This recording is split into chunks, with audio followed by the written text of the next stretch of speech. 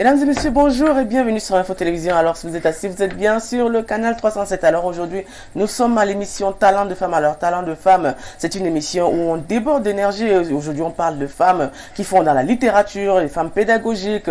On parle d'éducation, on parle aussi des faits de société. Mais sans plus tarder, vous aurez quand même l'opportunité de pouvoir écouter nos échanges avec l'invité qui est là aujourd'hui et qui va nous parler justement de son parcours et de ce qu'elle a pu faire déjà comme activité, notamment comme projet dans le domaine peut-être aussi entrepreneurial et dans le domaine éducatif. Sans plus tarder, nous allons prendre la première rubrique. Je vous disais dans le thème, on va parler de femmes. Aujourd'hui, on parle de femmes qui entreprennent, de femmes qui sont leaders, de femmes justement qui essayent de changer la donne, notamment dans leur milieu de vie. On va parler d'éducation aussi, surtout parce qu'elle est justement inspecteur pédagogique régional DRES du centre. Notamment, on va aussi parler peut-être des influenceuses parce que ce sujet quand même, on va pas laisser passer ce sujet. On a des éducateurs sur le plateau. Il faudrait qu'on en parle de ce qu'on appelle influence.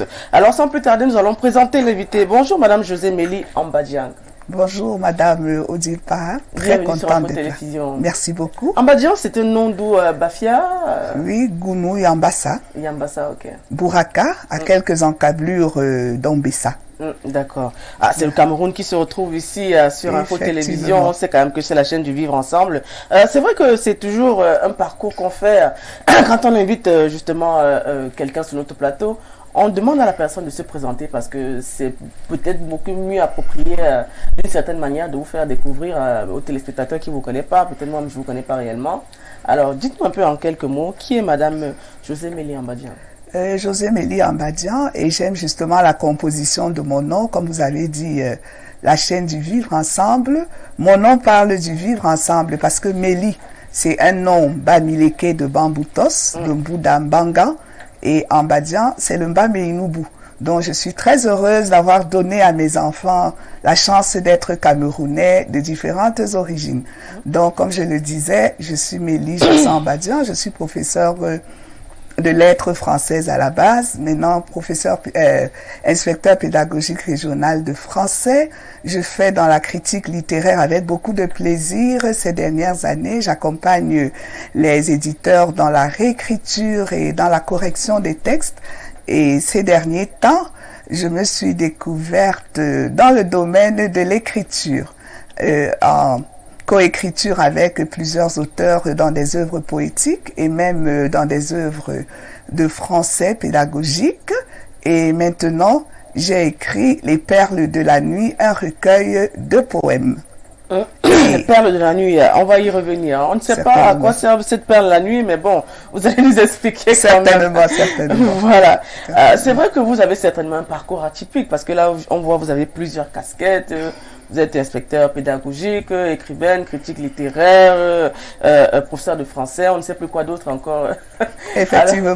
Dites-moi un peu, comment s'est passé votre parcours? Pourquoi avoir choisi d'être professeur de français, par exemple? Professeur de français parce que je suis littéraire à la base, j'ai grandi dans les livres. Vous vous imaginez un peu qu'étant enfant, pendant qu'on offrait aux autres les poupées, on m'offrait les livres. Donc, j'aime la littérature, je l'ai toujours aimée. Ça fait que mes camarades de 6e, par exemple, que je rencontre aujourd'hui, parce que nous avons un cadre où nous retrouvons, disent naturellement, tu ne pouvais être que professeur de français, parce que tu étais à l'aise dans ce domaine-là. Donc, je me suis retrouvée dans le professorat tout naturellement. Et pour moi, vraiment, c'était une vocation. C'était pas une incidence parentale, peut-être Non, surtout pas. C'est vrai que ma mère, parce que j'ai été orpheline de père très tôt. Mon père est parti lorsque je n'avais que 5 ans. Donc, j'ai reçu surtout l'influence parentale de ma mère. Ma mère avait beaucoup d'admiration pour les professeurs. Hein. À l'époque, c'est important, vous comprenez, parce que je sais que nous allons en parler, parce que la profession est en souffrance aujourd'hui. Mais je me souviens avec beaucoup de nostalgie quand ma mère vous présentait un professeur de lycée. Elle disait que le monsieur là, le CAPES, c'était avec toute la dévotion, tout le respect. Maintenant, ces deux filles aînées, ça veut dire ma grande sœur et moi, nous sommes devenus professeurs, mais ce n'était plus avec la même admiration parce que les histoires avaient complètement changé. Le professeur avait perdu tout son prestige et toute sa richesse, dont les données avaient radicalement changé. Mais moi, je suis dans la profession par vocation. J'ai toujours enseigné avec beaucoup de plaisir. Oui, ça se voit même quand vous vous adressez justement au public. Alors aujourd'hui, on sait que vous êtes professeur de français, on sait que la jeunesse et la littérature au Cameroun, c'est pas réellement une symbiose qui est remarquée. Que pensez-vous aujourd'hui de la jeunesse et de la littérature, par exemple? La jeunesse et la littérature, c'est une histoire ambivalente. Cela voudrait dire que on ne s'intéresse plus beaucoup à la littérature parce que nous comprenons leurs défis, avec les réseaux sociaux, avec la télévision que nous n'avons pas eu, ils ont leurs intérêts ailleurs. Mais nous voudrons dire quand même qu'il y a une certaine jeunesse qui est en train de revenir au livre. Moi, j'étais impressionnée avec les activités de l'association des fous du livre de Madame Marie-Bertie Mawen. Je vois l'enthousiasme avec lequel elle réunit ces jeunes gens pour leur faire aimer le texte littéraire. J'étais à une de ces activités dernièrement au Musée national. Ils ont fait des dictées et vous réalisez, des petits enfants, il y avait une jeune fille. Cet enfant doit peut-être avoir 11 ans. Qui faisait la dictée avec ses congénères de première, mais qui était tout à son aise. Donc, il y a une catégorie de jeunes gens qui ont abandonné la littérature, mais on sent un réveil. Et un réveil qui se manifeste même dans la production littéraire, parce que plusieurs aiment le livre, aiment la lecture, et voudraient écrire. Donc, on a toutes sortes, on a vraiment une activité très prolifique au point de vue littéraire dans notre pays. Donc, c'est vraiment... Mais il réside toujours quelque part aussi, quelque chose d'un peu sensible, parce que en Occident, par exemple, il y a certes les réseaux sociaux, mais la littérature évolue toujours de façon un peu systémique. On a des traductions, on a des lectures avec des auteurs dans les librairies, on a des expositions, on a des salons du livre, et c'est toujours bien rempli. Il y a beaucoup de gens qui s'intéressent, et on a toujours des jeunes auteurs qui déposent des manuscrits dans les maisons d'édition, ce qui montre qu'il y a toujours un grand intérêt pour la littérature. Mais pourquoi en Afrique, on a copié peut-être ce côté avec les réseaux sociaux et on a abandonné justement la littérature? Pourtant là-bas, il y a tout ça, mais il y a toujours la littérature qui réside dans la vie intellectuelle des jeunes. Vous avez raison, votre remarque est très pertinente parce que moi j'ai été impressionnée. Ma grande sœur par exemple a un background de scientifique et ici au Cameroun elle ne s'intéressait pas beaucoup à la lecture, à la littérature. Mais dès qu'elle est arrivée de l'autre côté, parce que dans son environnement, comme vous le dites si bien, c'est des attitudes systémiques. On accompagne ses enfants à la bibliothèque, on leur lit des textes le soir avant qu'ils n'aillent au lit et on fait la promotion des activités littéraires. Ce qui veut dire que en tant que parents, nous devons nous remettre en question par rapport à l'accompagnement de nos enfants quant à aimer la lecture. Parce que si vos enfants vous voient avec les livres, autrefois, vous savez vous-même que dans nos maisons, on avait de grandes bibliothèques, on s'en vantait.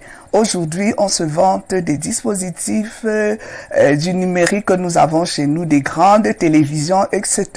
Donc, c'est des attitudes sociales qui doivent être mises en question. Et les bibliothèques. On avait des bibliothèques qui étaient fréquentées, on avait des librairies qui étaient fréquentées. Vous aviez par exemple au niveau de l'avenue Kennedy, la librairie Hachette où vous aviez toutes sortes de livres et il y avait toute une politique de promotion de la lecture. Donc en tant que société, en tant que parents, nous devons nous remettre en question par rapport à l'héritage que nous sommes en train de léguer à nos enfants quant à l'attachement à la lecture, à l'écriture. Alors aujourd'hui, on va laissons un peu ce côté littéraire, on va y revenir. Parlons un peu de l'éducation. Aujourd'hui, on voit les jeunes enfants aujourd'hui, peut-être à l'époque on disait souvent tu ne parles pas un bon français, tu ne t'exprimes pas bien.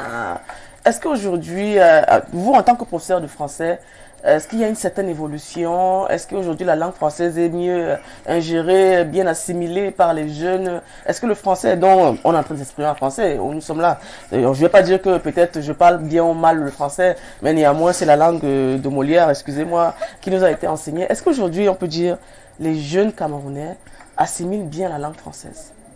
Les jeunes Camerounais assimilent bien la langue française, mais il faut reconnaître que même chez les Français, ils sont en difficulté par rapport à la langue de Molière. Mais ça découle justement de tout ce dont nous étions en train de parler précédemment. Pour bien parler français, il faut aimer la littérature, il faut lire, il faut s'appliquer. Et il faut reconnaître qu'aujourd'hui, notre système éducatif se trouve en difficulté avec le phénomène, comme vous-même vous le savez, de la baisse de niveau. Parce que moi, je me souviens, quand nous faisions la dictée, vous, moins 4, etc., vous saviez que vous deviez vous échiner. Et alors, les enfants, j'ai eu 9 fois, j'ai eu 8 fois, 9, 50.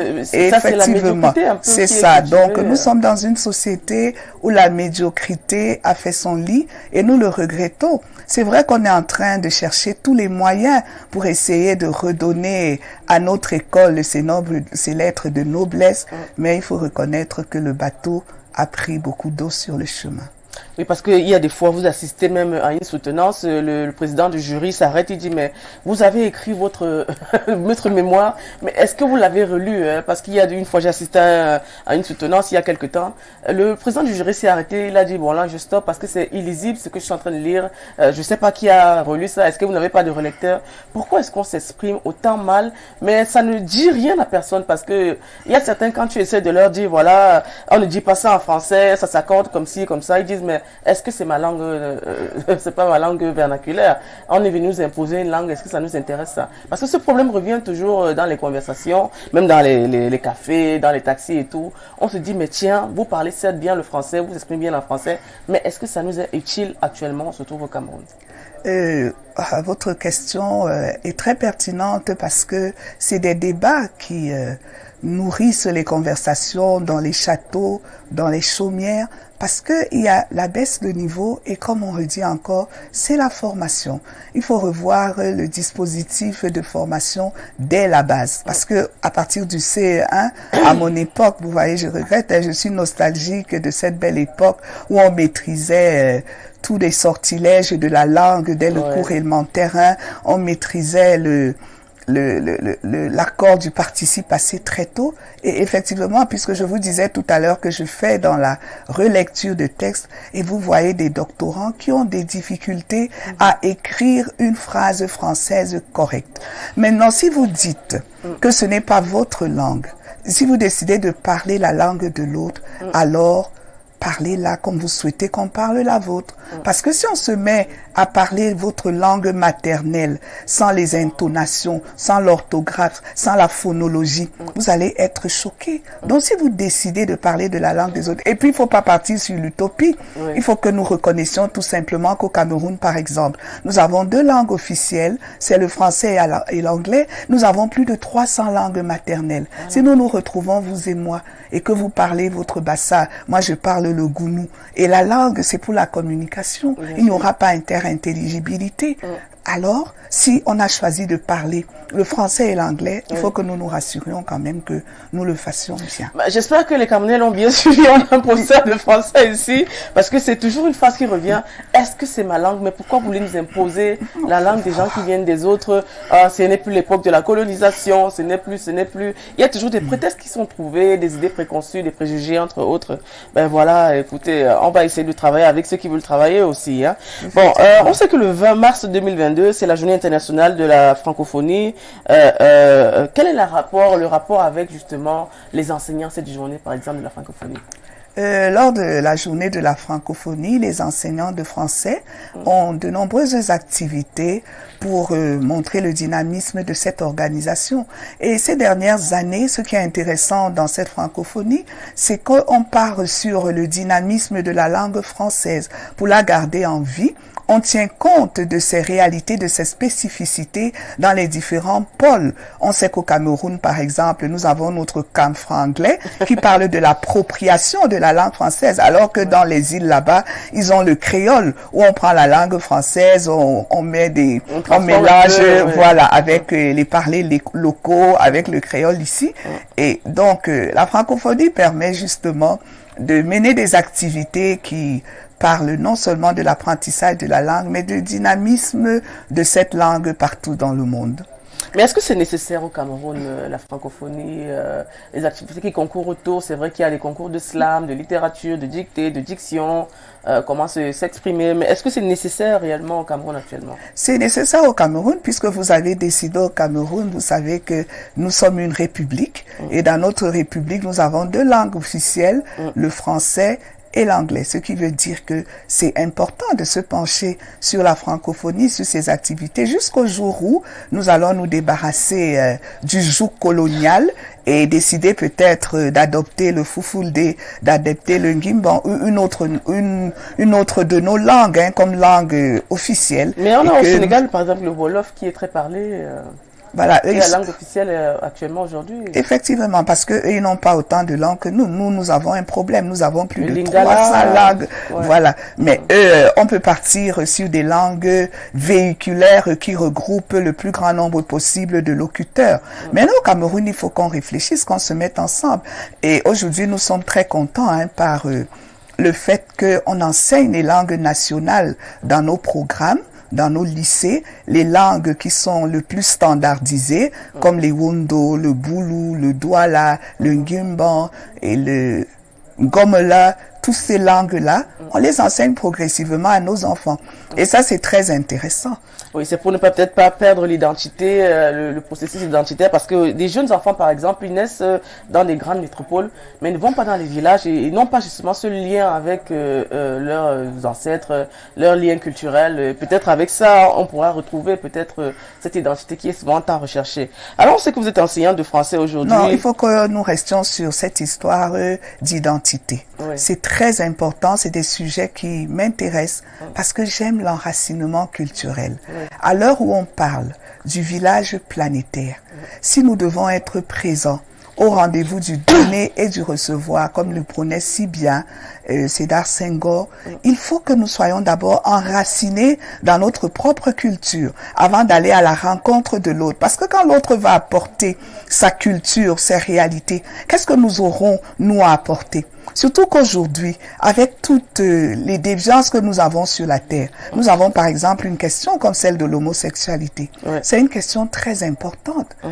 Il faut que les mères africaines retrouvent leur responsabilité de vectrices de la culture et qu'elles cessent de laisser leurs enfants sous la charge des ménagères, d'autres personnes, parce que avec l'émancipation, tout le monde est dehors à la recherche pour améliorer ses fins de mois. Mais il faut que les mères se rassurent que pendant qu'elles sortent, que leurs enfants puissent avoir la culture de leur père. C'est ce qui va permettre qu'ils puissent... Parce que moi, je crois que l'Afrique est le salut du monde. Oui. Il y a les valeurs de l'Afrique comme la communauté, l'hospitalité, et toutes ces valeurs de partage, d'empathie que nous devons apporter à la terre. Il faut pouvoir dire aux enfants que chez nous en Afrique, des parents, c'est un père et c'est une mère au-delà de tout ce que les autres ont comme réalité dans leur culture. Moi, j'étais impressionnée parce que mon petit frère a sa petite nièce et il me dit que avec ce qu'elle rapporte de l'école parfois, il est obligé de la faire asseoir pour lui dire que chez nous en Afrique, c'est comme ça que ça se passe. Et c'est notre responsabilité de redire à nos enfants. Et il n'y a pas meilleure façon de le dire à nos enfants que de le redire en nos langues à nous. Parce que vous-même, vous savez qu'il y a des réalités qu'on n'arrive même pas à rendre dans la langue des autres. Oui. Moi, je me sens un peu handicapée parce que je n'ai pas eu le bonheur de parler le gounou. Mais ma mère avait toujours la responsabilité. Quand nous étions ensemble, elle me parlait toujours en gounou. Et pendant les congés, elle se rassurait que nous allions dans son village de l'autre côté. Mais son malheur, hélas, c'était que tout le monde là-bas, même sa nourrice, nous parlait en français. Mais j'ai gardé quand même les chansons de la chorale en bachsa ou en gounou. Et ça, c'est très important. D'accord.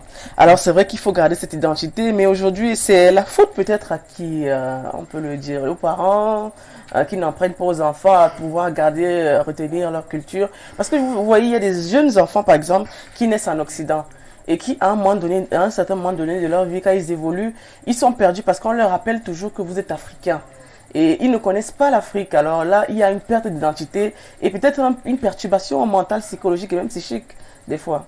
Effectivement, c'est la responsabilité des parents d'enseigner la langue à leurs enfants. Parce que plusieurs de ceux-là qui se trouvent de l'autre côté le reprochent à leurs parents après. Parce que ceux qui connaissent leur langue se vantent auprès des autres. Ils parlent le bassa, ils parlent le bamileke, ils montrent quand les autres leur disent que vous êtes effectivement au point de vue psychologique, parce que ils retrouvent leur identité. Dans ces mots de leur langue, ils se retrouvent eux-mêmes et ça assure leur équilibre émotionnel, leur équilibre psychologique. C'est très important. Oui, parce qu'on a vu des Afro-Américains qui commencent déjà à arriver en Afrique. Ils recherchent leurs origines à travers des tests ADN, à travers plein d'autres choses. Il y a même une foire qui est organisée en décembre. Justement, il y aura quelques Américains, Afro-Américains qui viendront au Cameroun, qui ont retrouvé leur culture dans plusieurs ethnies au Cameroun. Les Afro-descendants, ils ont de nombreux projets. Ils sont tellement heureux quand ils peuvent retrouver quelles sont leurs sources. C'est pour ça que les questions d'enracinement culturel sont très importantes aujourd'hui et les parents et la société devraient se rassurer que nos enfants ne soient pas des déracinés. D'accord. Mais je crois que c'est peut-être de là où règne peut-être justement ce désordre quelque part un peu qu'on rencontre un peu partout avec cette jeunesse qui semble perdue des fois avec les actes qui posent déjà notamment concernant les violences sur leurs éducateurs et peut-être les fugues, l'usage des drogues entre autres. Peut-être quelque part c'est aussi cette perte de... C'est cette perte de repère parce que nos enfants ont besoin d'un modèle. Quand nous avons fini... éducateur, c'est pour ça que je vous pose la question. Oui, effectivement. Oui, non, et vous avez raison. Parce que on sent une crise sociale de grande envergure. Nos lycées sont devenus des endroits de tout danger, mais c'est notre responsabilité. En tant que société, en tant que parents, quels sont les modèles que nous communiquons à nos enfants dans le microcosme familial? Est-ce que nos microcosmes familiaux, ce sont des contextes de sérénité, des contextes d'équilibre, des contextes de valorisation de l'autre, où on bâtit l'estime de soi, où on bâtit la confiance en soi?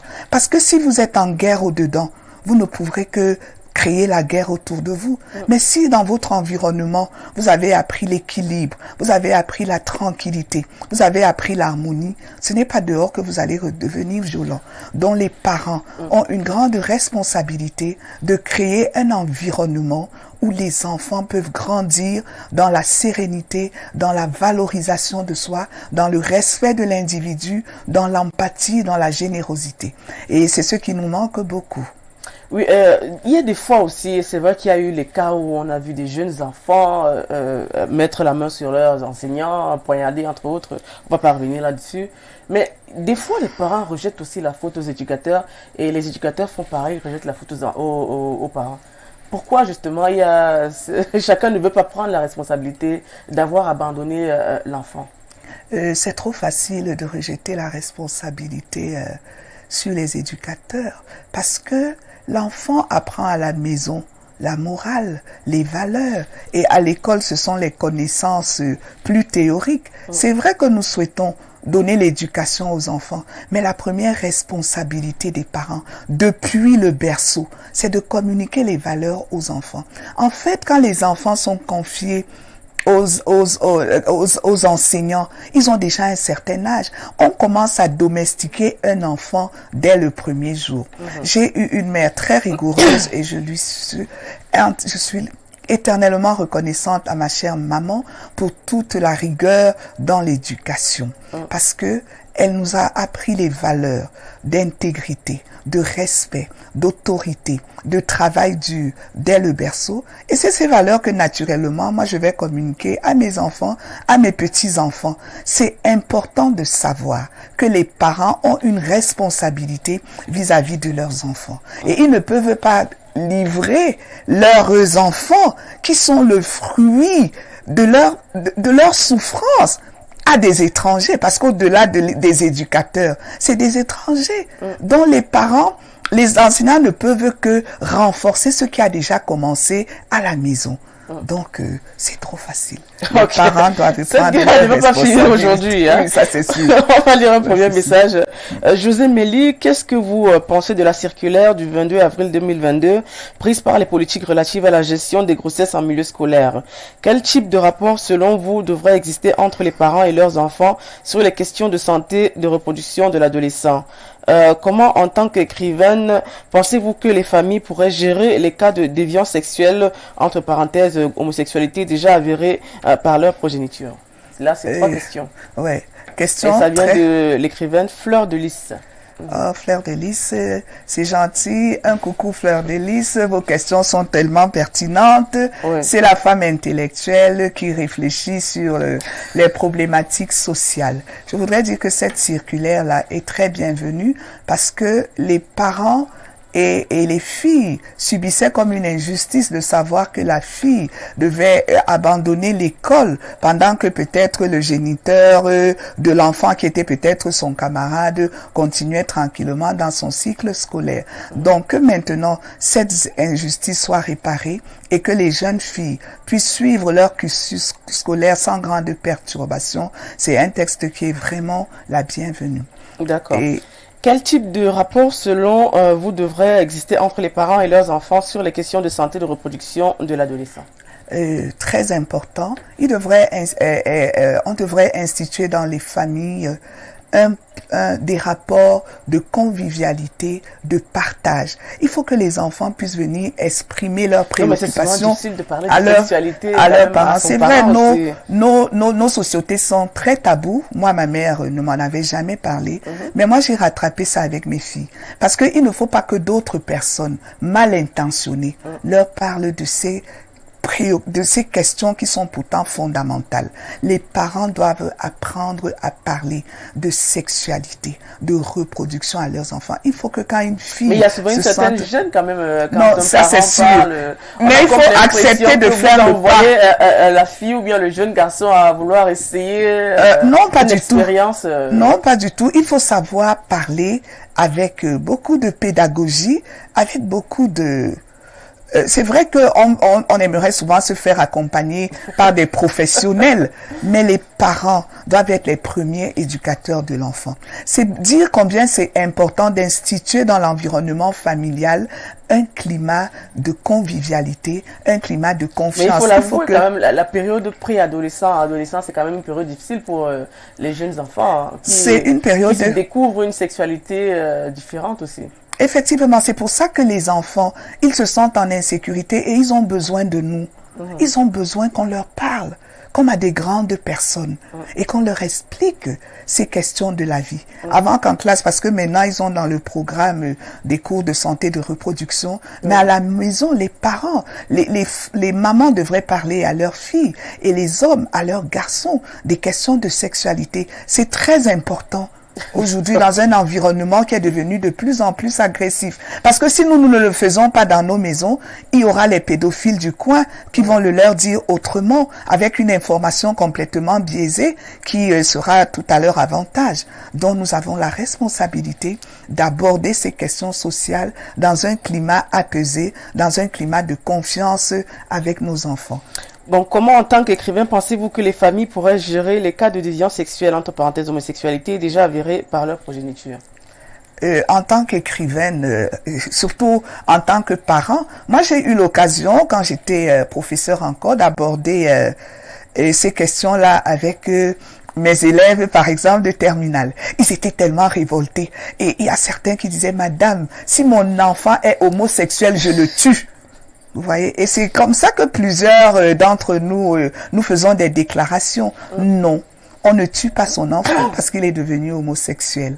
Parce que Dieu ne le fait pas avec nous. Dieu, c'est le Père. Et chacun de nous doit se rassurer qu'il soit toujours dans la posture de Père. De se dire, en tant qu'écrivaine, quel est le message que vous pouvez passer peut-être dans vos ouvrages, vos écrits en tant qu'écrivaine, c'est justement dire que les parents doivent se rassurer qu'ils puissent racheter leurs enfants, qu'ils puissent être les premiers sauveurs de leurs enfants. Parce qu'un enfant qui se trouve en situation d'homosexualité, au-delà des déviances, ça peut être des perturbations psychologiques. Donc, c'est des enfants qui ont besoin peut-être d'être accompagnés, d'être compris, qu'on doit suivre. Et peut-être ce sont même des problèmes spirituels. Donc, il faut pouvoir adresser ces questions-là avec beaucoup d'empathie et avec beaucoup de connaissances. C'est très important. D'accord, on va prendre une autre question. La plus belle richesse qu'un parent puisse laisser à un enfant, c'est une bonne éducation. Le message n'a pas été signé. Un autre message. Bonjour José Mélie, quel est votre état d'esprit depuis l'apparition de votre ouvrage Volet Promotion? L'éditeur s'intéresse-t-il à fond ou bien vous créez seul vos voies de communication? Merci, ça c'est Marie Berthier. Hein. Oh, merci beaucoup, Marie Berthier, cette boule d'énergie que je salue très chaleureusement. Merci pour tout ce que tu es pour nous.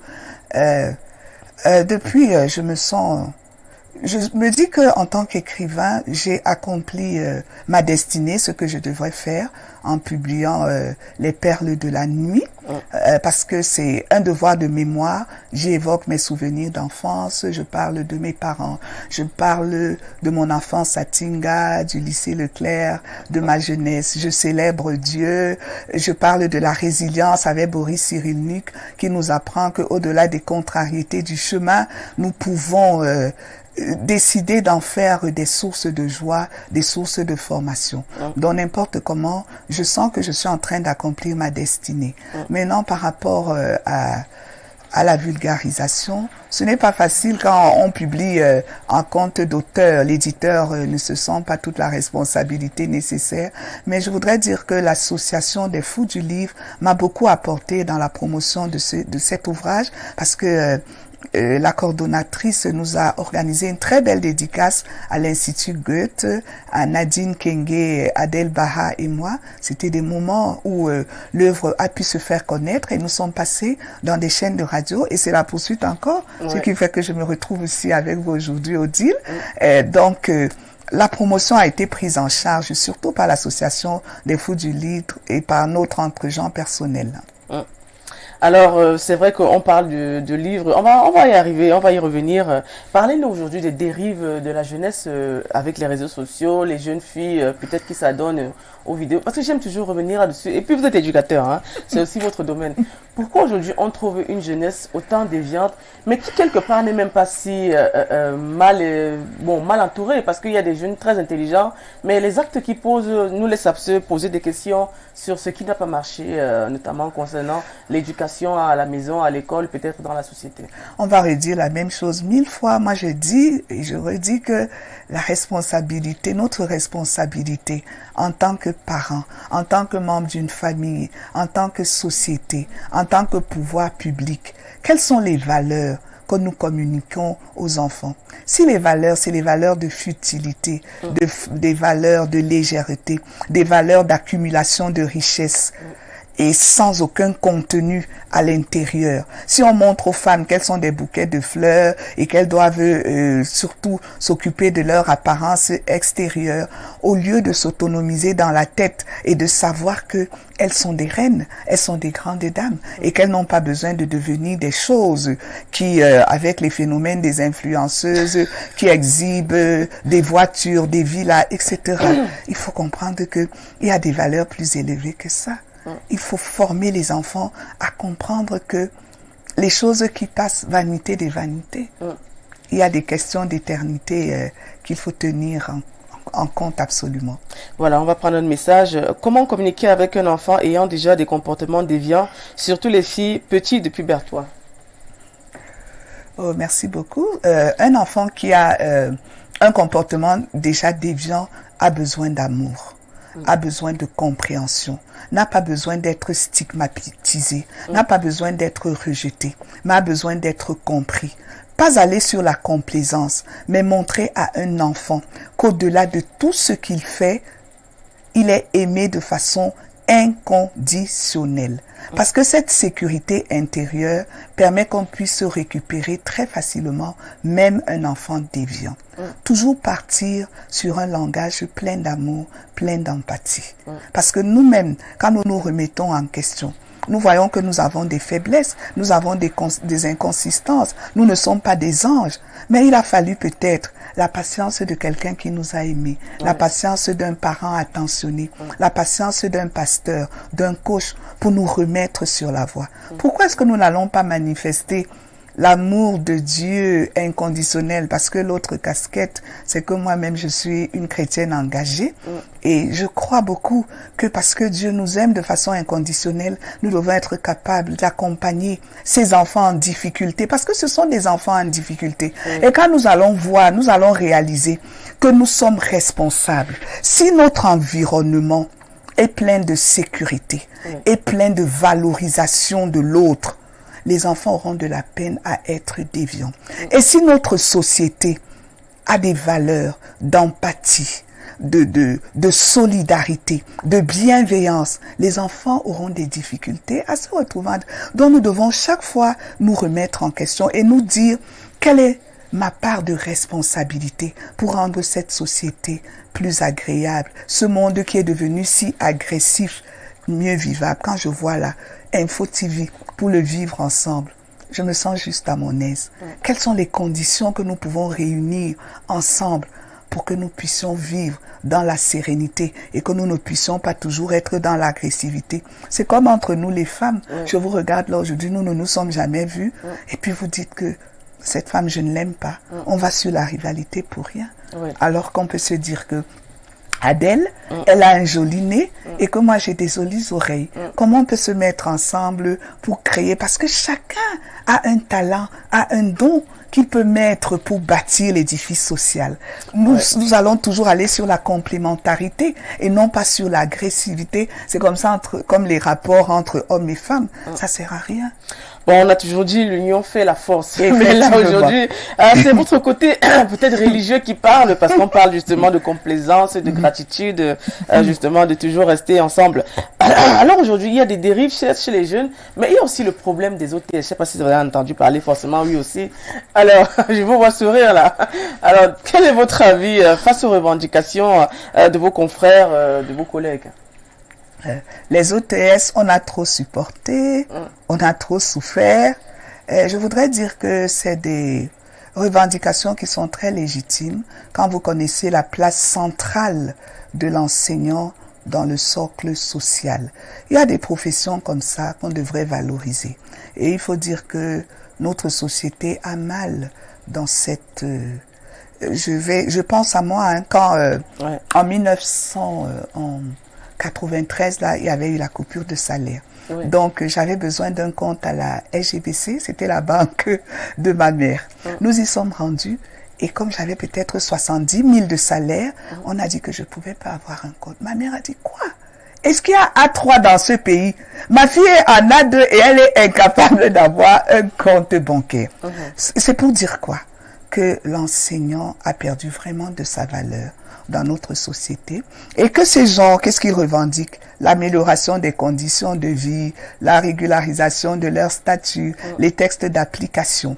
Mais ce que nous regrettons tout naturellement, c'est qu'il faut toujours rester dans le cadre réglementaire, refuser d'être manipulé par telle idéologie et telle autre, rester toujours dans le cadre réglementaire. Et c'est ce qui était intéressant avec les OTS quand même, parce que ils ont refusé d'aller dans la violence, ils sont venus dans leurs établissements, et certains chefs d'établissement ont tellement su les gérer.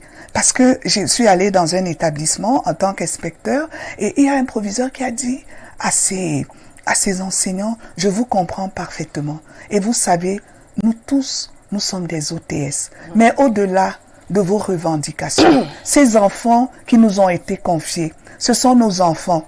Vous réalisez un peu que les autres qui ne subissent pas des enseignants OTS, ils sont en train d'avancer dans leur programme. Donc vous êtes en train d'exposer ces enfants qui vont aller concourir bientôt et qui n'auront pas les mêmes chances que ces autres-là. Comment est-ce que nous pouvons nous mettre ensemble pour sauver l'année de nos enfants et pour que vous continuez à revendiquer par rapport à vos conditions. Donc, il y a des questions de gestion de ressources humaines, de compréhension toujours, même dans ces questions-là. D'accord. Et vous voyez, par exemple, que maintenant, on parle des... Après les OTS, c'est les OTI.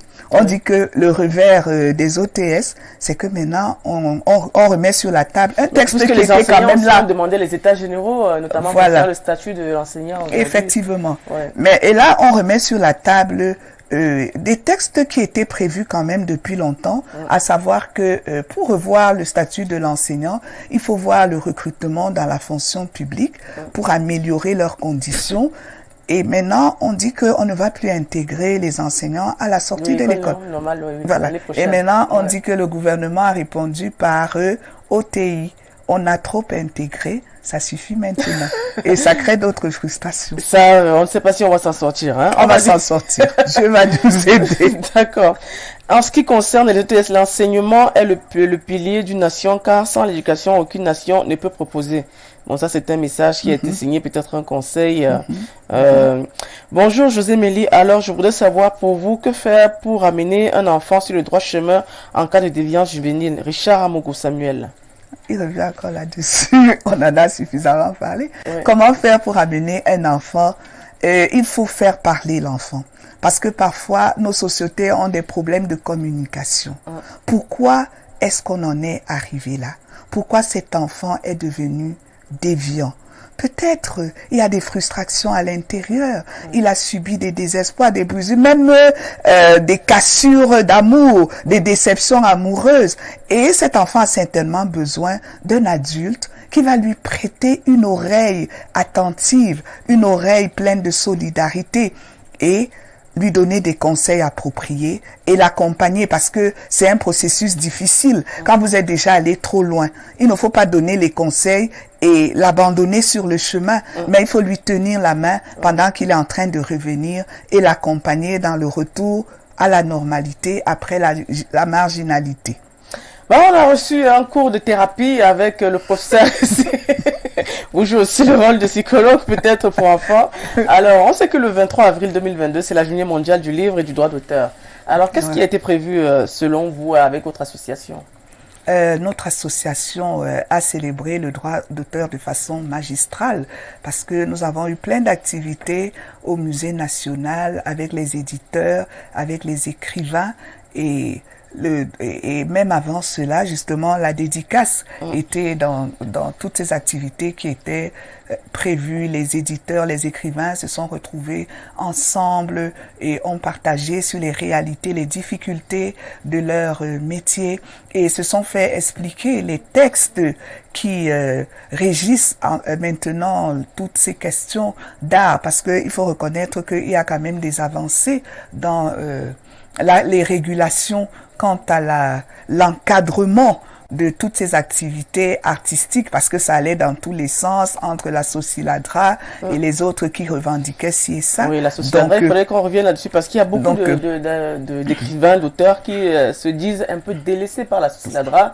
qui, selon eux, aujourd'hui, n'a pas un grand apport dans leur métier. Et c'était l'occasion, justement, parce que il y a eu une table ronde avec la Sociladra et les différents acteurs du livre, et on a recadré vraiment les écrivains en leur montrant que pour que la Sociladra vous reverse des droits d'auteur, ça veut dire qu'il faut que l'activité littéraire soit suffisamment dynamique et que vous-même vous soyez en train d'acheter des livres, parce qu'on ne reverse que des droits d'auteur parce qu'il y a des activités autour du livre. Mais si vous-même vous n'assurez pas la promotion du livre en faisant lire, en lisant vous-même, vous allez souffrir par rapport aux droits d'auteur, etc.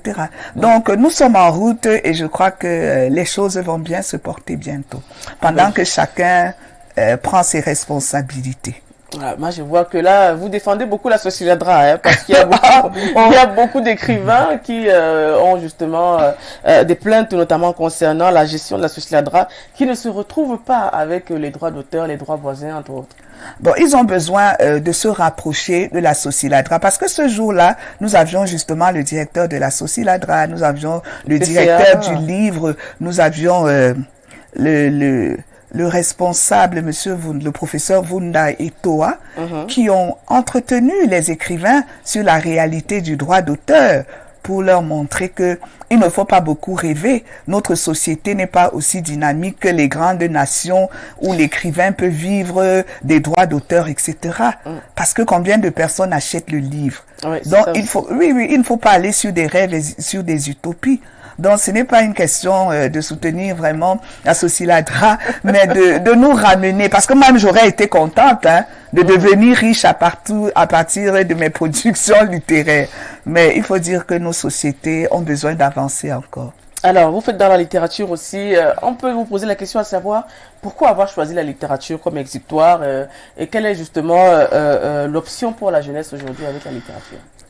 La littérature, c'est un puits de connaissances inouï, c'est un atout. Ceux qui lisent sont toujours différents de ceux qui ne lisent pas.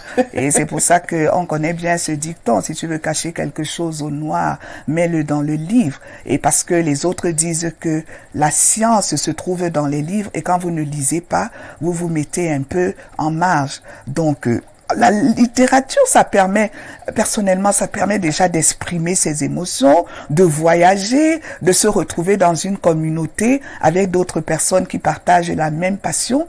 Et puis, je pense également aussi à quelqu'un comme James Pennebaker qui disait depuis les années 80, écrit pour se soigner. Quand vous avez subi peut-être des traumatismes et la littérature a son effet cathartique. Vous purgez vos mœurs, vous purgez vos traumatismes en guérissant par l'écriture. Vous faites face à vos fantômes intérieurs et vous permettez, personnellement, moi-même, j'ai été guérie en écrivant beaucoup de... Effectivement. Voilà une blessée de guerre ici sur le plateau qui est guérie par la littérature. Oui, effectivement. Comme chacun de nous, c'est peut-être le deuil d'un être cher, c'est peut-être une déception amoureuse dont la littérature permet non seulement d'enrichir ses connaissances, d'enrichir son vocabulaire, de découvrir des mondes. La littérature, c'est la richesse absolue. La richesse absolue. Alors, qu'est-ce qui vous inspire en littérature? De quoi vous inspirez-vous quand vous écrivez? Certes, vous avez parlé de cafard ou bien à un moment donné de dépression. Mais qu'est-ce qui vous exprimez le plus? Vous avez parlé de perles. C'est quoi, perles dans la nuit? Les perles de la nuit. Les perles de la nuit. Je sais pas trop à quoi ça renvoie. Peut-être la connotation ne va pas forcément avec ce que j'ai dans la tête. Non, mais vous pouvez partager ce que vous avez dans la tête. Parce que quand un livre est déjà écrit, la critique de la foule en fait ce qu'elle veut. C'est vous qui décidez de donner la signification. Parfois, on me fait découvrir d'autres aspects de ce que j'ai écrit. Et c'est de ça qu'il est question. Parce que le lecteur écrit toujours.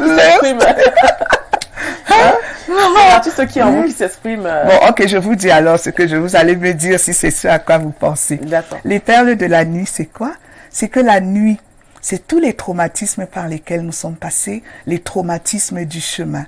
Mais maintenant, on choisit de transformer ces traumatismes-là en perles. Vous voyez comme l'huître, quand elle se retrouve dans la mer, quand le sable entre dans sa carapace, au lieu de bouder et de se fâcher, elle transforme le grain de sable en perle.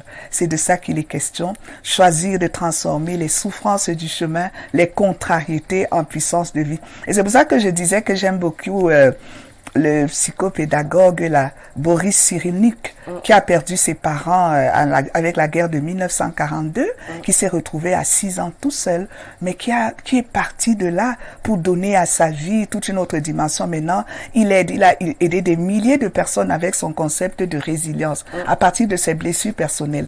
Parce que vous savez toujours, les expériences de vie, quand c'est redonné aux autres dans l'empathie, dans la générosité, c'est très enrichissant. Voilà, c'est enrichissant parce que ce ne sont pas seulement des mots, mais vous communiquez des ondes positives parce que vous vous identifiez dans la sympathie avec les souffrances des autres. D'accord.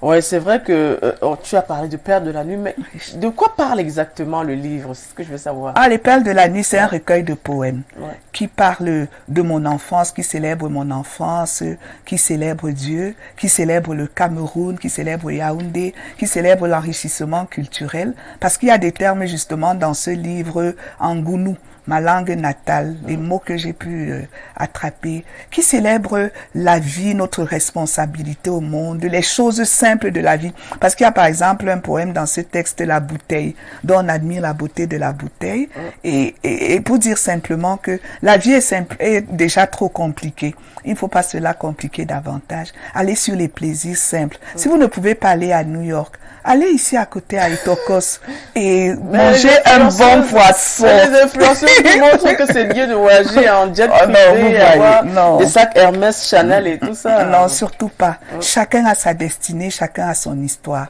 Quand vous allez essayer d'être quelqu'un d'autre, vous serez toujours une pâle copie, alors que quand vous restez vous-même, vous rayonnez. On a l'impression de lire Françoise Dolto, qui s'occupait justement de la psychologie des jeunes enfants. Alors, quel est votre modèle de littérature? Modèle de littérature, moi je suis vraiment une éclectique.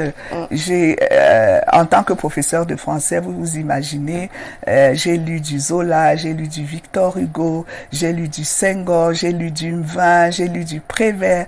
Donc, je me plais dans toute cette littérature parce que moi je me dis toujours, j'aime la diversité, j'aime la complexité du monde. Je prends un peu de Senghor, je prends un peu de Césaire, je prends un peu de Victor Hugo et puis je le mets ensemble. Voilà, et puis ça fait la beauté de la vie. On voit que vous êtes beaucoup plus dans la littérature africaine, négro-africaine, d'une certaine époque. Oui, oui, d'une certaine époque. Mais même aujourd'hui, j'aime bien la littérature, le dynamisme des femmes là. Vous voyez notre compatriote là qui a encore gagné le prix Kuruma, Oswald Lewat. Oswald Lewat. Voilà, qui a gagné avec les aquatiques là. Et puis Jaili, Calixte Béala. Léonora Miano qui a Miano, voilà, c'est ça. Voilà, non, il y a beaucoup de dynamisme dans la littérature. J'ai ma jeune collègue Molu Péou et mon chef, madame Sophie Françoise. Mais pourtant, on est souvent beaucoup plus embrigadé quand on est plus jeune par la littérature française de Beaumarchais, voilà, Marcel Pagnol, voilà, comment est-ce qu'il s'appelait, qui était très connu, les Fables de La Fontaine quand on est tout jeune. Oui, La Fontaine, c'est vrai. Ça, c'est parce que on s'accrochait seulement aux livres que nous avions, au programme, voilà, parce que c'était les livres du programme. Mais alors que la littérature africaine est tellement dynamique avec les Sévérin, Cécile Abéco, oui, les Nadine Kenge, les Jean-Claude Arono, les Wilfrid Wenier, les Marie-Bertie Mawen, il faut découvrir le dynamisme de notre littérature. Oui, elle est vraiment riche là. Oui, parce que on est boom. Vous voyez combien. On est boom, voilà, effectivement. Parce qu'en littérature, en Occident, par exemple, quand vous voyez un Africain qui reçoit un prix ou bien qui reçoit une distinction, c'est beaucoup plus parce on parle du côté exotique un peu de l'Afrique. Pourtant, c'est pas seulement ça qu'on trouve en Afrique. Effectivement. On trouve d'autres réflexions, d'autres manières de vivre, un savoir-vivre, un savoir-faire qu'on a cultivé dans nos traditions, dans nos cultures. Mais l'Occident est beaucoup plus ancré dans le domaine l'exotisme, la manière de vivre, les pressages des seins, les viols, les trucs. Bon, c'est pas ça qui définit un peu notre littérature. Voilà. Et c'est pour ça que nous devons, justement, pour être présents au rendez-vous du donner et recevoir, avoir des productions qui soulèvent d'autres problématiques. Et c'est ce que ces femmes font ces derniers temps. Oui. Et elles sont en train de renverser les tabous de notre société. Bien entendu, Madame Marie Bertine Mawen m'a entraîné justement avec une auteure de l'association des fous du livre là, Madame Annette Chinois Fopa, qui relève justement tous les aspects tabous de nos sociétés, qui démystifient certaines de nos traditions nocives, comme de la religion chrétienne. Vous voyez que les femmes sont de plus en plus audacieuses et que les Africains sont de plus en plus audacieux pour passer au crible de la pensée critique certaines vérités premières que nous avions avalées tranquillement. C'est ce qui fait à ce que les livres sont plus intéressants, parce que là, on suscite, on soulève des thèmes atemporels, des questions de l'être au monde, qu'est-ce qui permet le bonheur, l'amour, l'épanouissement de l'homme, la responsabilité de la société par rapport à l'éducation des enfants, les parents qui doivent être des modèles, parce que si je vois ma mère se comporter d'une certaine façon, naturellement, je vais suivre ce pas-là. Mais moi, je pense aussi, peut-être c'est une suggestion dans votre dans l'éducation, pourquoi n'utiliserons-nous pas les modèles de livres africains pour justement pour nos productions dans les lycées, les collèges, les écoles primaires? Pourquoi est-ce qu'on est toujours axé avec justement les livres qui viennent d'ailleurs? Dans certaines écoles, on étudie le russe, on étudie le grec, le japonais. Mais à quoi ça nous sert toutes ces connaissances qui vont rien nous apporter dans notre environnement? C'est la question aussi que je vous pose. Oui, ça c'est une question très pertinente. Vous voyez le russe, le chinois et tout cela, parce que maintenant, quel est le type de citoyen qu'on voudrait former au Cameroun? C'est un apprenant enraciné dans sa culture, mais ouvert au monde. Vous voyez, donc, il y a un aller-retour dans la possession de sa culture. Et c'est pour ça qu'il y a un revirement, en fait, même dans la gestion de nos programmes. De plus en plus, on met en valeur les textes africains. Et même dans les productions, dans les lycées, même dans les interrogations. J'étais par exemple avec un de mes collègues dernièrement qui est professeur. Dès qu'on a eu Quartier Nylon sur la table, il m'a dit donne-le-moi, donne-le-moi. Je vais aller le proposer dans mes épreuves de langue française, de littérature française. Voilà. Donc vous voyez, il y a par exemple des items au programme maintenant au Cameroun. Les variétés du français. Et les variétés du français, c'est les français tels qu'on le parle, vous et moi, la Rémé, la Récé, etc. Voilà. Et vous voyez, vous avez des livres comme ceux de, comme celui d'Elisabeth Tchungi, Je vous souhaite la pluie, de Patrice Ngana, notre compatriote là. Voilà. Le full professeur, bonjour. Il est très prolifique déjà. Voilà. Donc justement, il parle du français tel qu'on le parlait à Madagascar. Voilà, le camp anglais. Et c'est délicieux. Donc, il faut faire découvrir le dynamisme de la langue française là, tel que nous la gérons au Cameroun ici là à nos apprenants. Donc vous voyez, il y a cet enracinement là et cette ouverture au monde. Oui, on espère qu'avec le temps on pourra justement retourner à notre Médine parce que c'est ça qui nous prédéfinit aussi au départ. Effectivement, c'est important. Là, nous sommes peut-être dans le domaine du numérique aujourd'hui. On parle de l'économie numérique. On a des livres déjà numériques en PDF. Est-ce que quelque part ça peut marcher aussi pour essayer d'aider les jeunes à pouvoir s'intéresser à la littérature parce que certains peut-être n'aiment pas porter des livres sous la main. Ils préfèrent prendre un téléphone, peut-être avoir... il y a les livres audio même aussi, déjà les livres audio, les livres numériques. C'est un débat très intéressant et effectivement, on doit encourager les jeunes même à aller sur des outils qu'ils aiment bien mais il faut toujours célébrer le livre parce que le rapport avec la page écrite, c'est un rapport qui est toujours différent. Le papier qui permet de retenir les formules, de revenir sur un texte d'une certaine façon. Mais c'est toujours... c'est intéressant de les encourager parce qu'il faut reconnaître que ils ont un monde que nous n'avons pas eu. Il ne faut pas aller sur la mélancolie et la nostalgie, mais plutôt capitaliser sur les ressources inouïes. Vous voyez que justement avec le e-learning et l'enseignement à distance qui nous a fait fait du bien ici là pendant la période de la Covid, que c'est important d'aller sur les ressources numériques. Oui, l'économie numérique est quand même assez prisée déjà ces derniers temps, beaucoup plus dans le monde. Oui, parce que même les artistes qui voyagent, peut-être ils font des tournées avec leurs enfants, n'ont pas le temps d'avoir des enseignants toujours sur place, alors ils utilisent les ordinateurs. On va lire quelques messages. Bon après-midi José, juste te dire que nous te suivons avec beaucoup de délectation précieuse. Je ne sais pas si c'est une de vos connaissances. On a besoin d'avoir des éducateurs tout le temps ici. Bonjour, je suis très intéressé par votre émission. Votre invité est formidable. Félicitations et encouragement. Voilà de la personnalité qu'il nous faut. Merci bien. C'est notre travail de toujours vouloir éclairer la jeunesse parce que nous sommes là pour ça, pour justement essayer de faire sortir la jeunesse dans cette dérive où on se retrouve aujourd'hui avec le phénomène même Dubaï. Je ne sais pas, avant de passer à l'autre rubrique, est-ce que vous avez un mot à dire notamment concernant cette histoire de scatophilie qui a quand même pris de l'ampleur et qu'on dénonce déjà depuis plusieurs années à ce qui paraîtrait? J'ai été traumatisée, je vous avoue. Je n'ai pas pu regarder ces images odieuses. Mais moi, j'ai eu vraiment pitié de ce que nos sociétés ont produit.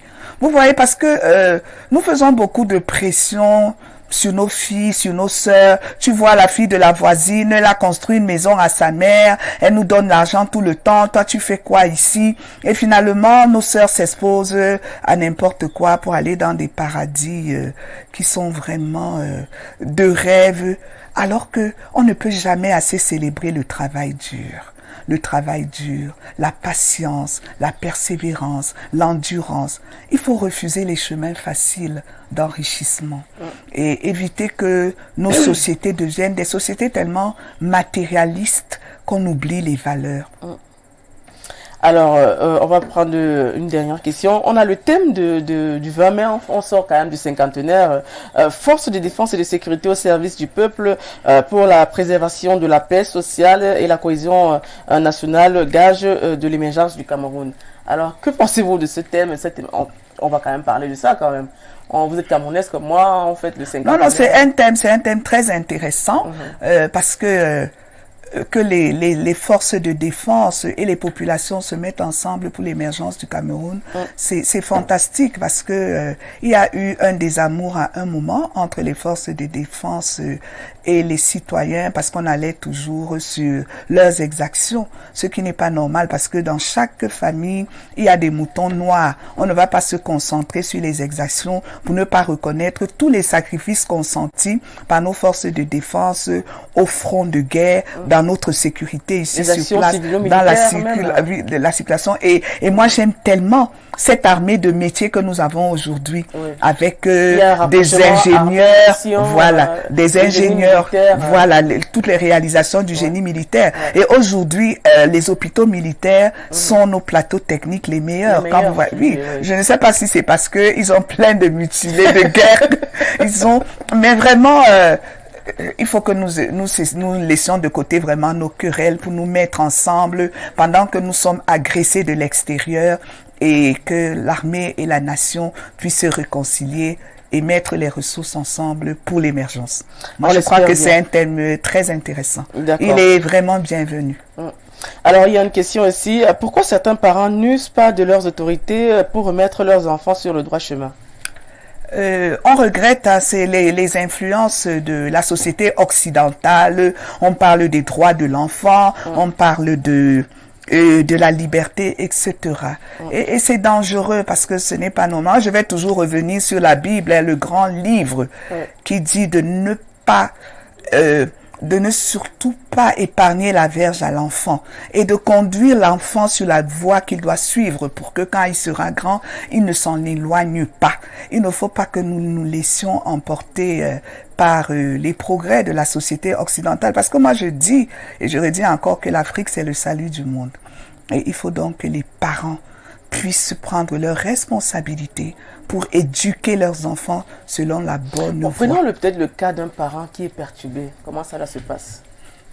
Il faut qu'il retrouve son équilibre. Si ce n'est pas pour lui-même, pour le salut de ses enfants et de ses petits-enfants. Parce qu'on retrouve beaucoup de cas pareils, parce que on a par exemple des cas de pauvreté extrême, pourtant ne disons peut-être pas ce genre de choses, mais il y a des enfants qu'on retrouve, qu'aujourd'hui on appelle au Cameroun comme les enfants de la rue. Les enfants de la rue. Les enfants de la rue. Et c'est des parents toujours pauvres qui font beaucoup d'enfants et peut-être qui ne respectent pas le planning familial. Et les enfants s'en vont, ils viennent dans des villes et puis ils deviennent des délinquants, ils remplissent les prisons. Quelque part aussi, est-ce que le parent doit avoir une éducation aussi? Vous soulevez une problématique très intéressante parce que je me suis intéressée à un moment à ces enfants de la rue. C'est vraiment des mutilés de guerre par rapport à notre éducation, par rapport à notre société. Parce que vous savez que nos sociétés avant étaient très généreuses. Hein. L'enfant, c'était pas l'enfant de ses parents, c'était l'enfant de toute une communauté. Donc, si vous ne pouviez pas manger à la maison, vous pouviez manger chez le voisin, chez le tonton. Mais de plus en plus, nous devenons très égocentriques, très égoïstes, etc. Et vous avez raison.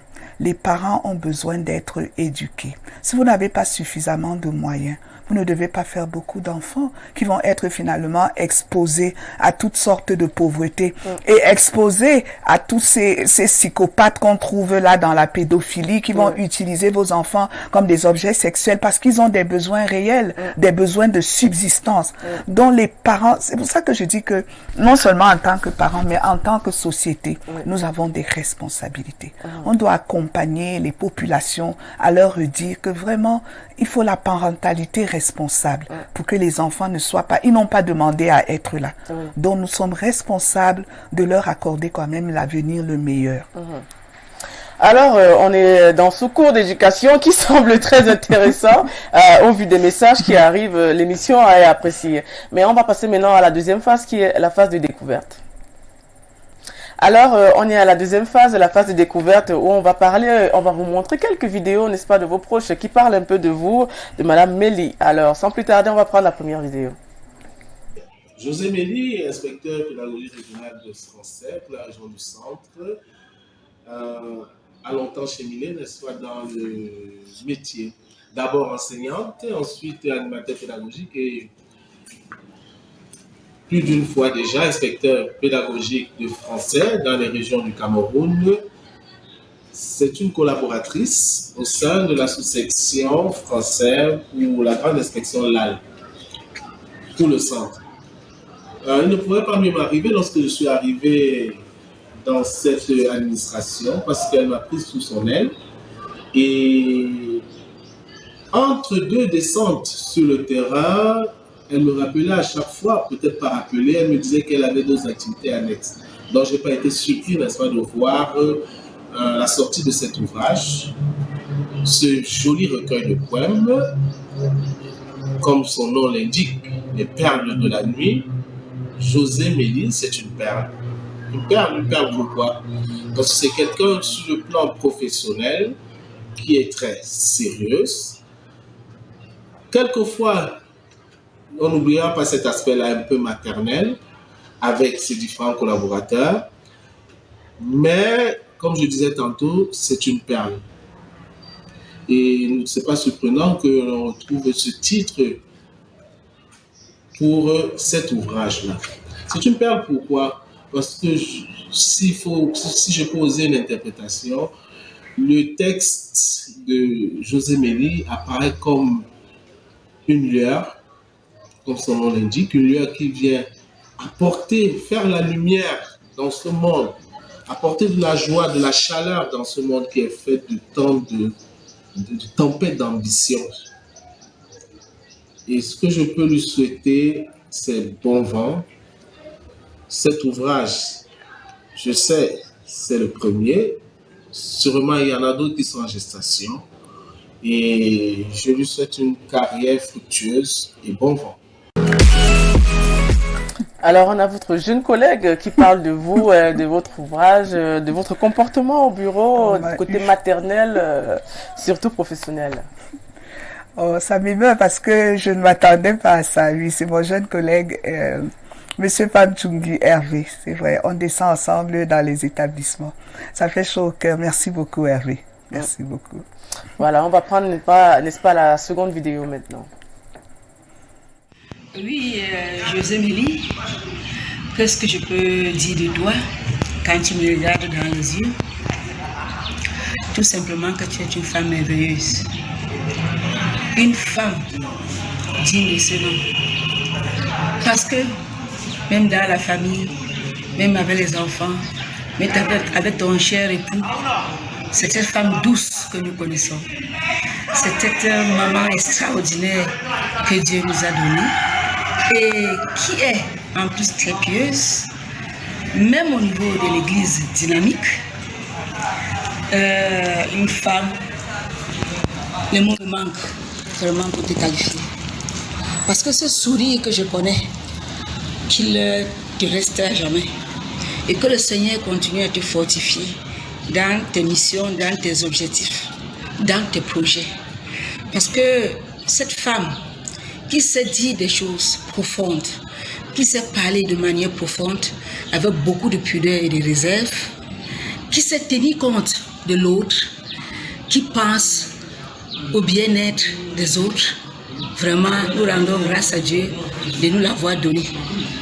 Et tout ce que je peux te souhaiter, c'est que lui-même te donne cette force d'aller de l'avant, qu'il te permette que tes projets arrivent à bon terme et qu'il te donne la santé de travailler davantage pour que nous, ta famille, nous puissions profiter de toi aussi longtemps que possible. Je t'embrasse beaucoup. L'ami de longue date qui parle de Madame José, oui, elle parle beaucoup plus du côté peut-être religieux, le côté amitié, gratitude, voilà. Ça fait beaucoup, ça fait plaisir. Madame Madeleine Ebene. Merci beaucoup, Mado. C'est une amie de longue date, elle vous connaît très bien. Oui, oui, et nous sommes ensemble collègues à l'inspection également. Donc, et je suis contente que ce ne soit pas seulement le côté professionnel qui soit privilégié, mais que nous ayons gardé... C'est le regard que les autres peut-être ont sur vous, ça vous surprend un peu? Ça ne me surprend pas parce que moi je voudrais toujours qu'on ait une gestion à visage humain. Donc je suis le chef de la sous-section français et ce sont mes collègues qui parlent avec tellement de chaleur de moi. Ça m'émeut très profondément qu'ils comprennent que nous ne sommes pas seulement là pour la pédagogie, pour le travail, mais que nous sommes une famille. Et cela, c'est comme je dis, hein, le vivre ensemble que vous prônez là, ça me plaît que nous puissions avoir des liens cordiaux même au travail. Ça fait beaucoup de bien parce que notre monde est tellement agressif que partout où nous nous trouvons, si on peut apporter un sourire, un peu de joie de vivre, ce sera toujours très bien. Un sourire, un peu de joie de vivre. Alors on va prendre la dernière vidéo déjà pour José, encore une fois de plus. Un recueil de José Mélie Ambadia. José Mélie Ambadia. Ah, tu vois, hier je t'ai juré la main sur le cœur que j'étais pas d'une de tes surprises. Mais tu connais notre tsunami, notre Marie-Bertie Mawem. Alors, José Mélie, cette perle, cette gracieuse, cette personne distinguée, raffinée, la grâce. Avec José Mélie, jamais un mot plus haut que l'autre. Elle est tellement précieuse. C'est ma grande sœur à moi. Alors, je vous convie à aller lire son magnifique recueil. Vous y trouverez toute la douceur de son âme. C'est une véritable perle de nuit. Je t'aime beaucoup. Allez, bisous à toi, José. Nadine Kenge qui tient votre livre sous la main et puis qui vous donne des éloges et nous demande d'aller lire. Hein. Je crois qu'avec cette émission, on va commencer à recommencer à la lecture. Massistou, voilà. Merci beaucoup. Tu me donnes les larmes aux yeux. Merci. Merci. Vous avez souvent l'habitude d'échanger, notamment concernant la littérature dans ce domaine. Effectivement, on échange beaucoup. Et nous nous retrouvons ensemble dans l'association Les Fous de Livres. On est ensemble à la Ronde des Poètes et nous avions une autre dédicace, toutes les trois Amazones de Marie-Bertie Mawem à l'Institut Goethe. Donc, oui, on voit que c'est beaucoup plus l'Institut Goethe, peut-être les instituts français, qui aident un peu certains écrivains, certains artistes à pouvoir relire et peut-être s'immerger. Est-ce que quelque part aussi, les centres culturels camerounais sont peut-être à la traîne? Les centres culturels camerounais n'ont pas peut-être les mêmes stratégies. Vous savez, c'est des questions de marketing et tout. Ça permet à l'Institut Goethe comme à l'Institut français de mettre en valeur leur langue allemande d'un côté, la langue française de l'autre. C'est à nous aussi de nous battre de notre côté pour nous mettre en valeur au centre culturel camerounais. Voilà, écoutez, il faut proposer aussi à Marie-Bertie, qui est votre mentor, à peu près, on dirait. Oui, certainement. Elle a beaucoup d'énergie, Marie, beaucoup d'idées. Le pôle littéraire va très bien se porter sous sa coordination et celle de notre papa, Monsieur Pabé Mongo. Nous sommes sûrs que les choses vont très bien aller. Alors, nous sommes maintenant venus à la dernière rubrique, qui est le quiz. Sans plus tarder, on va prendre la dernière rubrique. Alors, cette rubrique ne concerne pas forcément peut-être la littérature ou bien le professorat. Là, ici, on parle de questions de faits de société. En tant que femme leader enseignante et peut-être écrivaine, on sait déjà que vous êtes leader d'opinion. Vous nous donnerez votre avis, notamment concernant les problématiques qui seront abordées. Alors, on va commencer avec, on va pas laisser ce côté-là toujours. Que pensez-vous de cette influence sur les jeunes filles, même les jeunes garçons, qui pensent que les influenceuses sont devenues un modèle de société aujourd'hui? Parce qu'il y a des fois, quand vous posez une question à une jeune fille, qu'est-ce que vous aimeriez devenir plus tard? Elle vous cite le nom d'un, deux, trois influenceuses qui sont courantes dans TikTok, Facebook, les réseaux sociaux, entre autres. Est-ce que quelque part, on n'a pas perdu de notre dignité en laissant justement la jeunesse adonner à ce genre de pratique? C'est regrettable. Comme je disais tout à l'heure, c'est notre responsabilité sociétale de n'avoir pas su donner d'autres modèles à nos enfants pour qu'ils puissent admirer parfois des contre-modèles qui partent sur des pratiques peu recommandables en vue de l'enrichissement. Donc, nous devons reprendre les choses en main et nous rassurer que dans nos familles, dans nos sociétés, dans nos lieux de service, dans nos marchés, nous devenions encore des modèles que notre jeunesse puisse suivre pour rentrer aux valeurs. Il faut que nous rentrons à l'éthique, à la morale, pour que nos enfants ne soient plus entraînés dans des voies d'enrichissement qui vont les perdre finalement. C'est pour ça qu'on a toutes sortes de pratiques déviantes là autour de nous. il faut qu'on rentre aux valeurs. Et parce que ça devient déjà assez récurrent et c'est même pas seulement dans quelques pays, c'est presque pratiquement partout en Afrique avec les jeunes aujourd'hui qui ne veulent même plus avoir peut-être les valeurs apprises ou bien reçues de l'enseignement qu'ils ont eu à la maison ou bien à l'école, mais qui aujourd'hui pensent que l'argent peut se gagner facilement. Parce que là, on parle du numérique. Effectivement. Le numérique, certes, rapporte aussi de l'argent. Mais il y a aussi un mauvais côté du numérique qui est beaucoup plus prisé parce qu'on voit l'argent, le gain facile, il y a les publicités et puis les jeunes filles sont beaucoup plus les cibles peut-être de ces prédateurs. Aujourd'hui, qu'est-ce qu'on peut donner comme conseil aux jeunes filles pour qu'on ne se retrouve pas avec des cas de scatophilie comme on l'a vu, avec des cas justement de filles qui exhibent leur corps et on voit des sextapes qui sortent un peu de partout, même chez les artistes, quelque part, les modèles des jeunes aujourd'hui, quoi. On ne parlera jamais suffisamment du fait d'entretenir l'estime de soi d'une femme. Quand vous savez que vous êtes une femme, que vous avez été créée avec de la valeur, vous n'allez pas aller sur les faux fuyants, vous n'allez pas chercher votre bonheur en dehors de vous. Mais vous allez réaliser que Dieu vous a donné des ressources, des talents, des atouts que vous pouvez utiliser pour gagner votre vie, pour être un modèle dans votre société, etc. Donc, toute cette perte de valeur va du fait que les femmes ont perdu même la vision de ce qu'elles sont. Et c'est le manque de sécurité intérieure. Donc, on ne parlera jamais assez de l'autonomisation mentale de la femme. Que la femme puisse comprendre qu'elle n'a pas besoin de béquilles, qu'elle n'a pas besoin d'un homme, de quelque chose d'autre pour être elle-même. Mais qu'au fond d'elle-même, elle a les ressources qui lui ont été données pour pouvoir gagner sa vie et se mettre en valeur. D'accord. On espère que le conseil va passer. Alors, aujourd'hui, on a ce mouvement qu'on appelle la BAS, la Brigade Anti-Sardinat, qui aujourd'hui, quelquefois, essaie d'interdire des concerts à certains artistes, notamment concernant leurs revendications. Parce que là, on parle de revendications, on va pas leur accuser de quoi que ce soit, mais néanmoins, ils ont des revendications. Et ils espèrent que les artistes pourraient peut-être les aider en dénonçant à leur tour. Mais c'est pas le cas parce que quelque part, les artistes se retrouvent quelque part embrigadés dans une histoire, comme le disent certains, qui ne comprennent pas. Est-ce qu'aujourd'hui, vous pensez que l'action de la BAS peut amener un changement, notamment concernant la malgouvernance dont ils ont souvent l'habitude de tirer là-dessus? Ils ont de très bonnes idées. Ils voudraient attirer l'attention sur des dérives ici et là. Mais ma liberté s'arrête où commence celle de l'autre. Je ne peux pas imposer à un artiste un choix idéologique. Parce que moi, j'ai mon choix et lui également, son choix devrait être respecté.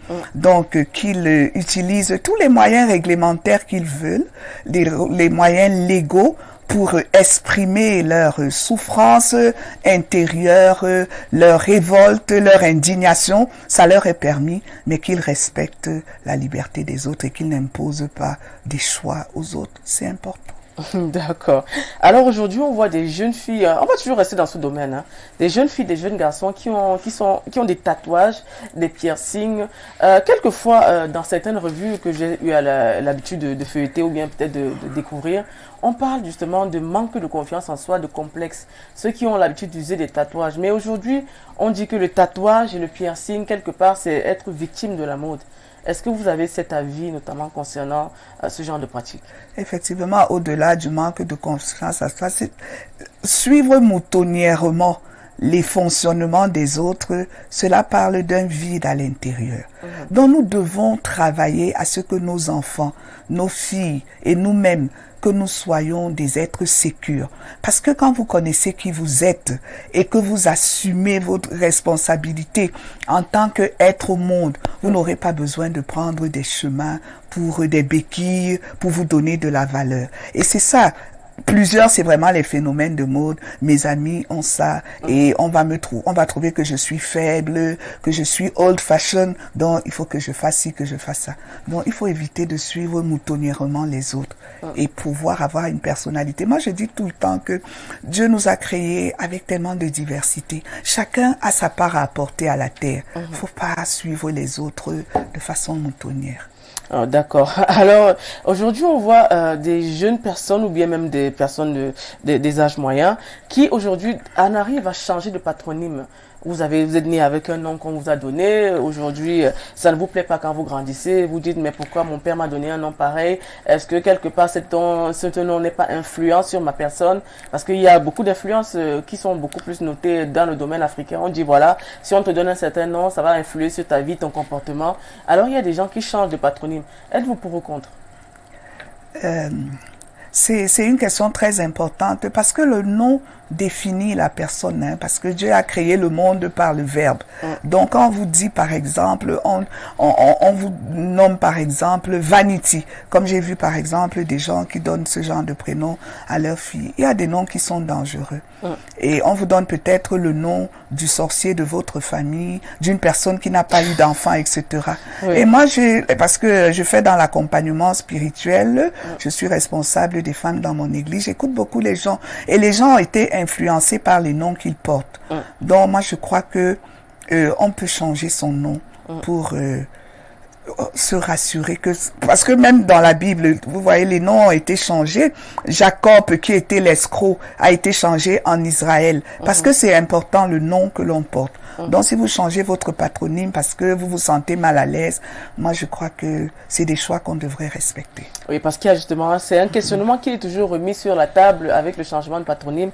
En Occident, c'est plus facile, mais ici au Cameroun, ça relève toujours un problème familial. On dit, si tu changes de nom, ça veut dire qu'il y a une rupture. On t'a donné le nom de ta grand-mère, ton grand-père, mais si tu vas le changer, ça veut dire que tu fais une rupture, une scission avec ta famille, peut-être ça crée des petits problèmes. Oui, c'est un véritable dilemme. Mais il faut pouvoir s'asseoir, il faut pouvoir communiquer, il faut pouvoir échanger, dire à sa famille que vraiment, je ne décide pas de rompre avec vous, mais vous voyez le nom de grand-mère. Toutes les filles qui portent le nom de grand-mère sont stériles. Est-ce que vous ne voyez pas qu'il faut qu'on s'arrête?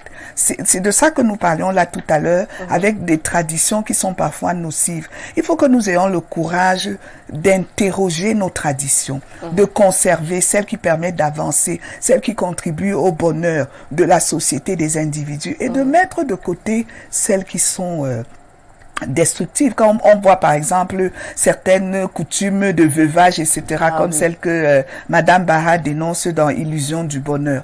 Il y a certaines de nos traditions, on sent que c'est un peu la méchanceté humaine qui se déploie, voilà, des règlements de compte, etc. Donc il faut avoir le courage de s'asseoir pour interroger et puis de converser, de communiquer, de ne pas aller sur le bras de fer, ça sert à rien, mais de parler. Parce que dans une famille, on lave le linge salement.